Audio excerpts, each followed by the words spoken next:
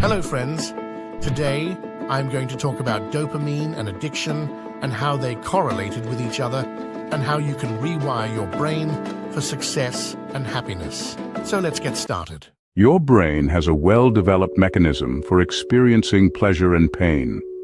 In neuroscience, it is called the reward pathway of the brain. And this reward pathway is run by dopamine. Your brain releases a certain amount of dopamine all the time. And that amount is called your baseline level of dopamine. As long as you're in a normal state, your dopamine level remains constant to your baseline level, as shown in this graph. But when you're involved in an activity which gives you pleasure, such as smoking, your dopamine level suddenly increases to a certain peak. The more the height of the peak from the baseline, the more is the pleasure.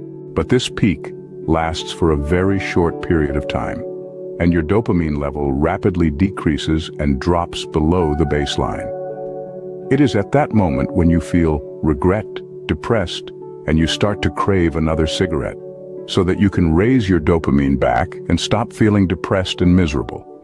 So you light up the second cigarette and you feel happy.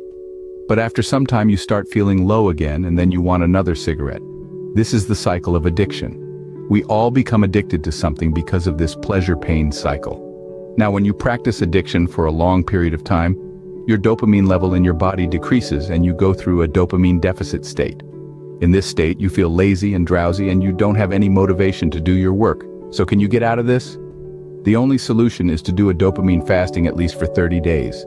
Listen to this podcast by Andrew Huberman to understand the importance of dopamine fasting. Actually the child of a friend who has basically become addicted to video games. He decided to do a 30-day complete fast from phone, from video games, and from social media of all kinds. Typically, people arrive at a place where they want to stop engaging in these behaviors or ingesting substances when that dopamine is depleted, when they're not getting the same lift. In his case, he was feeling depressed. He thought he had ADHD. They were starting to treat it as ADHD. He's now at day 29. He's really accomplished this. Not incidentally, his levels of concentration, his overall mood are up. He's doing far, far better. This is really a very specific but very relevant example of how the dopamine system can replenish itself.